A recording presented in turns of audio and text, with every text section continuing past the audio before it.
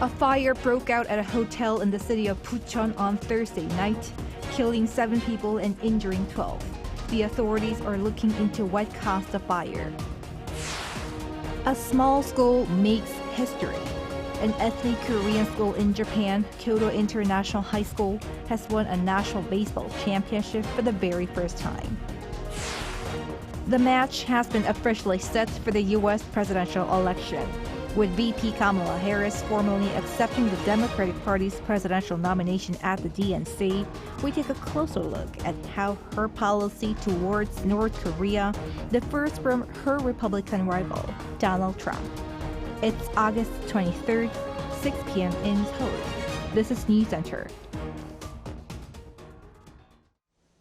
Thank you for joining us. I'm Yoon Jung-min. We start with a deadly fire at a hotel in Bucheon, Gyeonggi-do province on Thursday night, which has led to the death of 7 people. The lack of sprinklers is thought to have contributed to the extensive damage. Lee Eun-hee looks into the details.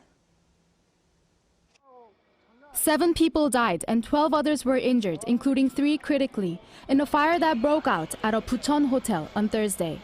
The fire started on the 8th floor of the 9-story hotel at around 7:40 p.m. According to South Korea's safety ministry, more than 360 emergency personnel were dispatched to the scene, including over 90 vehicles, and the fire was put out in about 2 hours. But a key factor in the significant loss of life is believed to be the absence of sprinklers. The rooms did not have sprinkler systems because the building, completed in 2003, was not required to have them under the regulations at that time. The fire department also attributed the extensive damage to an open door of the room where the fire started, which allowed toxic gases to spread quickly, making many guests unable to evacuate. While most of the casualties were found in the stairs and hallways, among the victims were a couple who died after jumping from a window onto an air mattress placed in front of the building that had flipped over. The country's safety minister Lee Sang-min visited the scene and pledged to prevent such tragedy from happening again. The government will work closely with local authorities to do its utmost in handling the aftermath of the accident. Additionally, we will make every effort to accurately determine the cause of this fire to prevent such tragic incidents from happening again. On Friday morning, a thorough investigation was conducted with participation from 5 agencies, including the police, fire department, and National Forensic Service.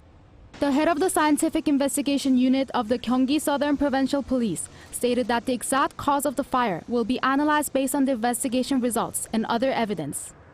Lee Eun-hee, Arirang News. Turning to the deadly fire in June at a lithium battery factory in Hwaseong. Investigators have found the fire at the Aricell factory that killed 23 workers occurred because the company was rushing to meet a production deadline without addressing warning signs of dangerous quality failures. According to police and the Labor Ministry on Friday, Aricell had been manipulating test samples to pass quality control inspections. However, after its lithium batteries failed to meet the quality standards, the company increased the workload at its factory to meet delivery goals, hiring unskilled foreign workers, which led to an increase in defective products. Arrest warrants have been issued for CEO Park Sun-kwon and 3 others. In other news, new history was made today as a Japanese high school with a Korean background won Japan's National High School Baseball Championship. Our Ishii explains why their victory is special. The school's anthem being sung in Korean filled the stadium as Kyoto International Senior High clinched a historic championship title, winning the 2024 Summer Koshien, Japan's annual national high school baseball championship.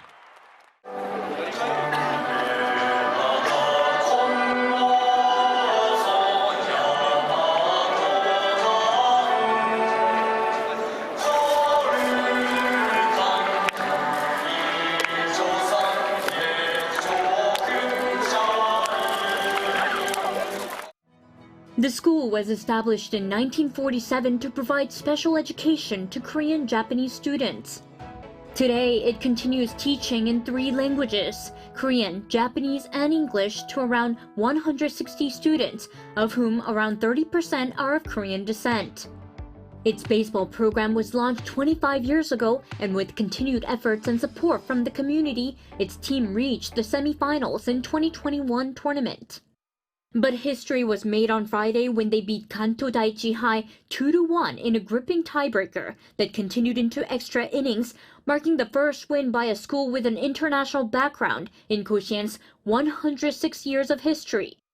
Kyoto's starting pitcher Nakazaki Ryusei and Kanto's Hatanaka Tetsushin played fiercely to their strength. Nakazaki threw at a speed of over 130 kilometers per hour, but strong defensive plays and opportunities lost earlier in the game on both sides ended the 9th inning scoreless. It was in the extra 10th inning that Kyoto took the lead, scoring twice with a base hit, a walk, and a sacrifice fly. Captain Fujimoto Yoki said after the game they played their own style of baseball, fighting as a team. The story of the underdogs, who were just happy to qualify over 3,700 other teams, serves as an inspiration for many. The school's vice principal, Mr. Kim Tae-ak, told Arirang News he is both delighted and astonished, and that it feels rewarding and proud to have the chance to have the school's baseball prowess and cheers shared with all of Japan. Mr. Kim says the school will continue to fulfill its responsibility as an ethnic Korean school and work on advancing its education in addition to being baseball strong. Lee Si-hu, Arirang News.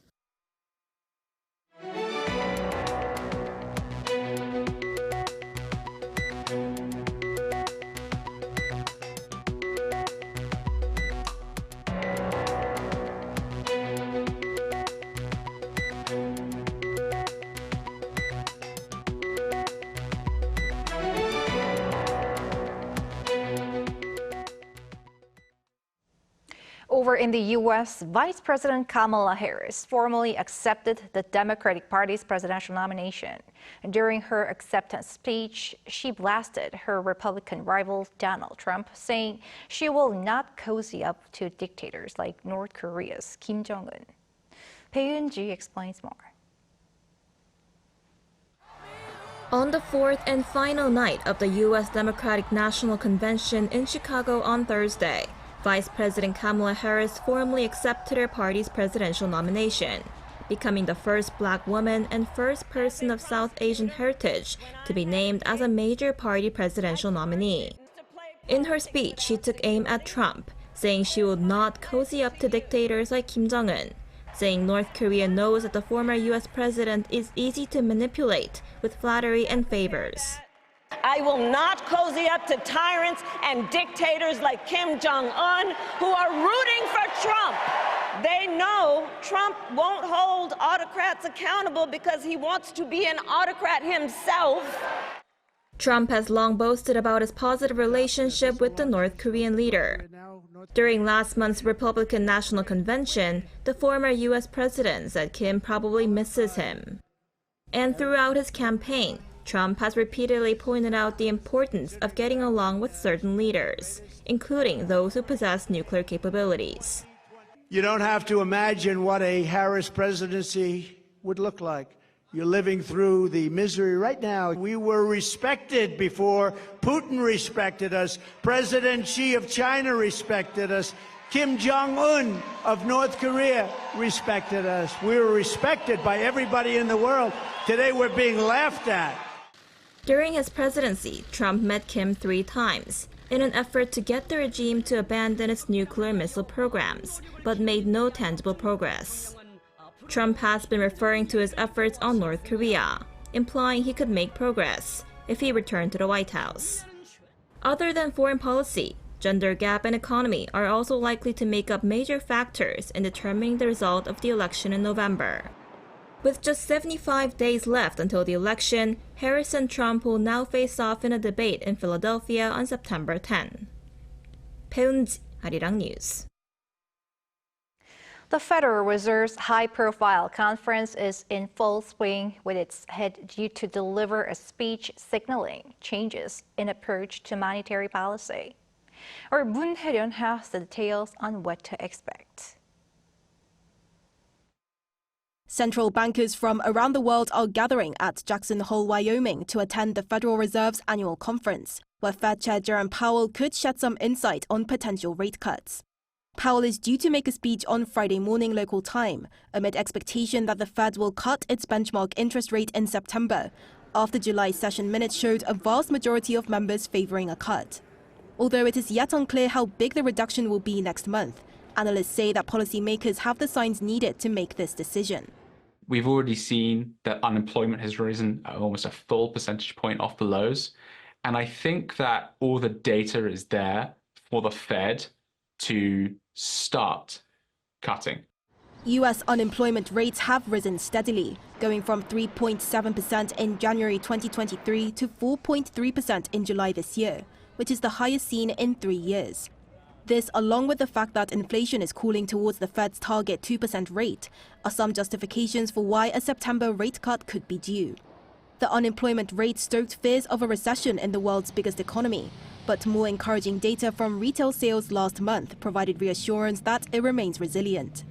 As a result, investors are placing more weight on the possibility that the cut next month will be 25 basis points, as opposed to a big step of 50. But I think 25 indicates that, okay, this is how things are going and we're going to be slow and steady. I think we probably get the 25, but I'm not throwing out the idea that 50 comes into play. All eyes are on Powell's speech at Jackson Hole for a hint, including that of central banks around the world. The Fed's benchmark interest rate currently stands at 5.25 to 5.5%, riding a 23-year high after a series of aggressive hikes. South Korea stands at 3.5% following the Bank of Korea's monetary policy meeting on Thursday, keeping it unchanged for the 13th session in a row. While Seoul's inflation is cooling, growing household debt and high housing prices are holding the rate steady for the time being.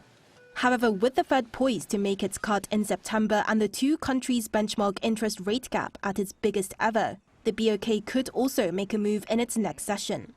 문혜련, Arirang News.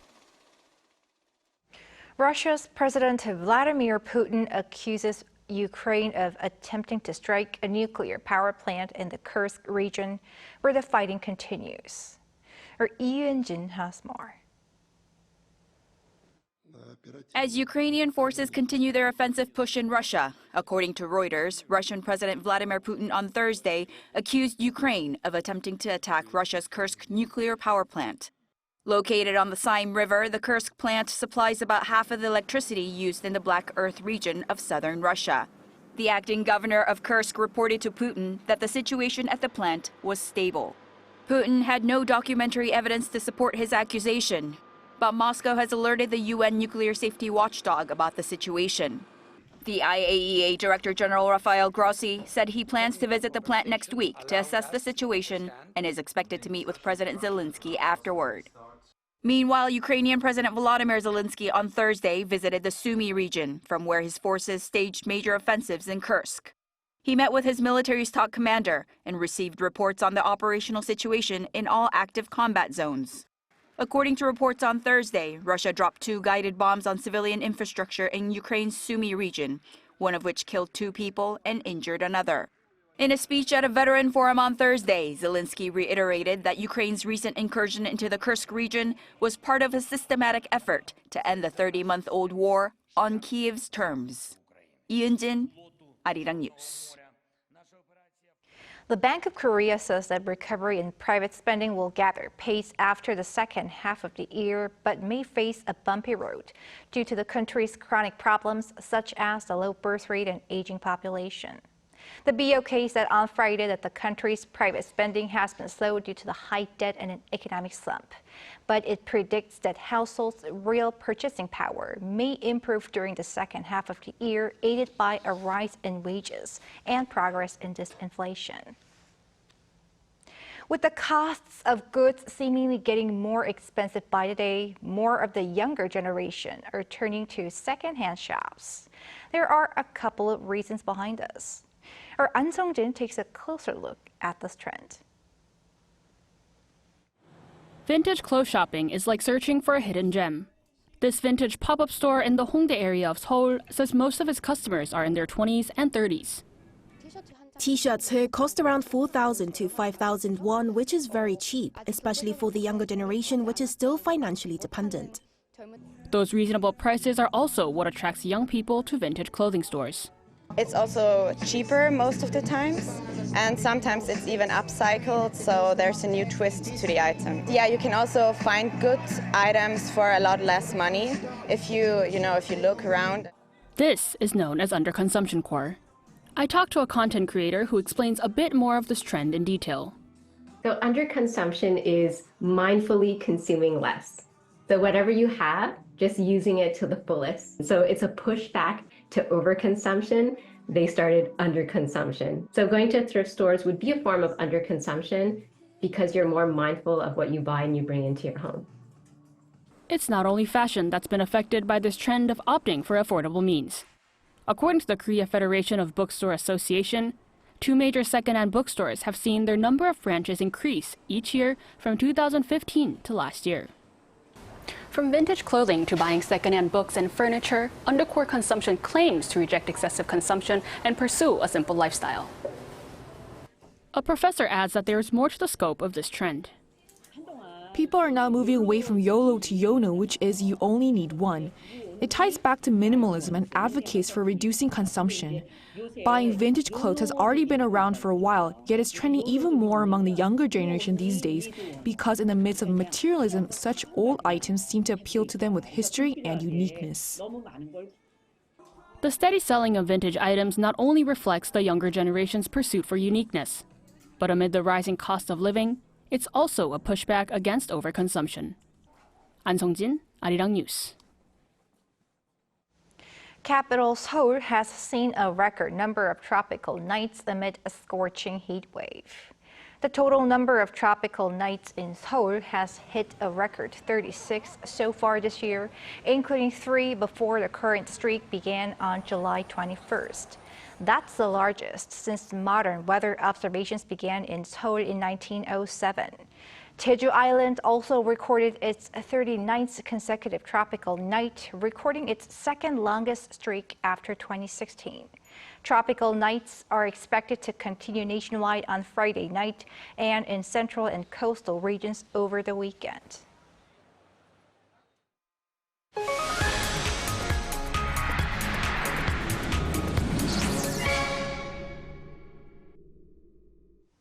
This week, we're back with our arts and culture segment. We have our culture correspondent, Song Yujin, in the studio. Welcome, Yujin. Great to be back, Jungmin. What do you have for us today? Well, Jungmin, I want to start with a question. Have you ever imagined what it would be like to take a balloon ride in the middle of Seoul?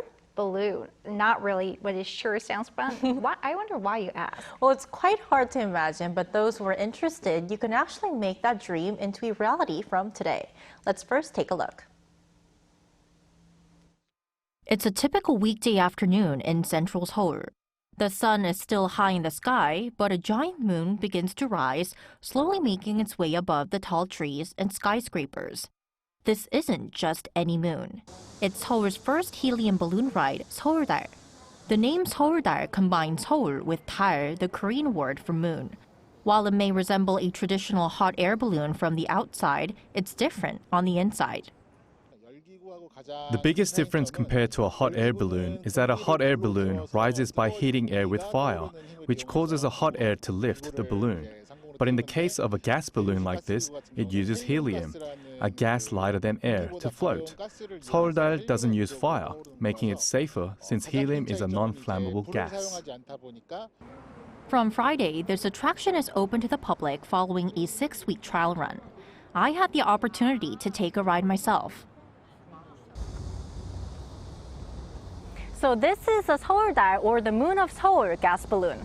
Follow me for a ride. The way up is both thrilling and a bit nerve-wracking. But the real highlight comes when you reach the top. So after 3 or 4 minutes going up, we're now up 130 meters from the ground. Take a look at the view. The 15-minute journey offers a stunning new perspective of Seoul. It's amazing because you get to see the city skyline, parks, the Hangang River, and nature all at once. It really adds to the experience, and I think it's going to become a great tourist attraction. It gives you a much farther view than I expected, which was really different. I'd love to come back here with my parents sometime. Seoul is rising to the challenge, taking on major tourist cities such as Budapest and Paris that offer visitors a similar experience. With innovative attractions like SEOULDAL, the city's ambitious goal of attracting 30 million visitors annually by 2026 doesn't seem far. Seoul has iconic landmarks like Seoul Tower, Lotte World Tower, and Namsan Hanok Village, but finding places that combine fun with unique experiences can be challenging. SEOULDAL offers stunning views of the Hangang River and the city's skyline, much like observation decks in Tokyo and Dubai, but with the added thrill of a balloon ride. For those eager to take this sky-high adventure, SEOULDAL operates every Tuesday to Sunday from noon to 10 p.m. Eugene, I have two questions. One, is it safe? Because you really look scared when going up. I did. And second, how can you hop on? Well, let's start with the first question about safety.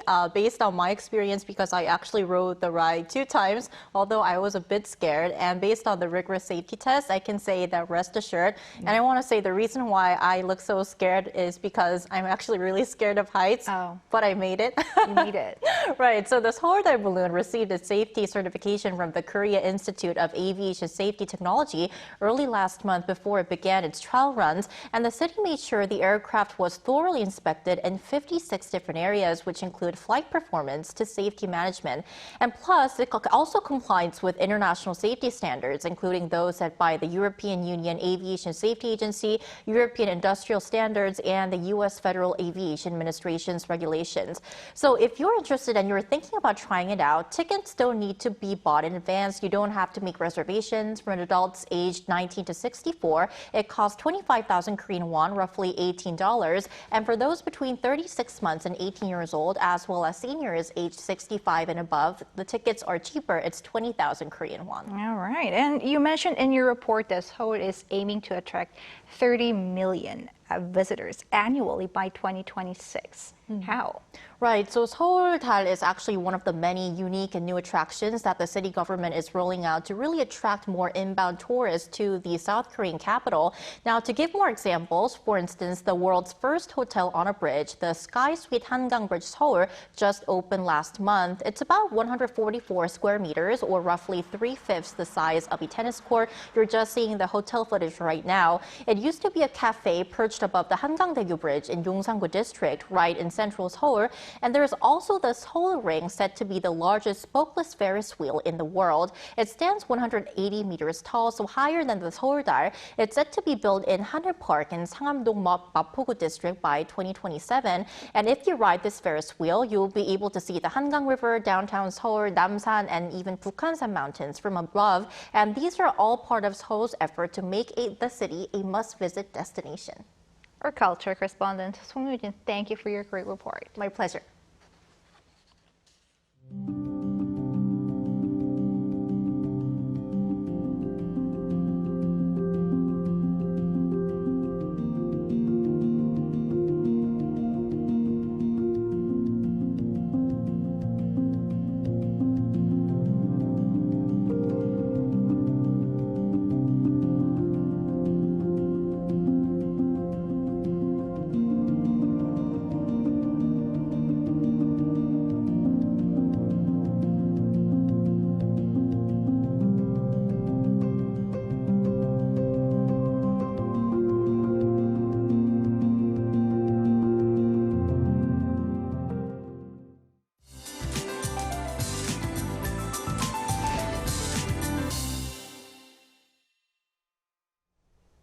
Even though we are now in late August, the heat is raging day and night.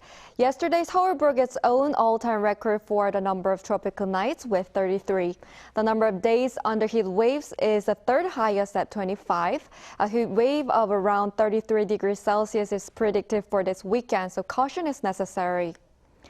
There will also be surprise showers along with the scorching heat. Between tomorrow morning and night, 5 to 40 millimeters of rain will pass through most parts of the country. Some places will see heavier rain with lightning. Tomorrow's Seoul, Daejeon, Gwangju, and Daegu will start off at 25 degrees. Highs will move up to 33 in Seoul, Daejeon, Gwangju, and Busan. Heat waves and tropical nights will continue until early next month. That's all for Korea. Here are the weather conditions around the world.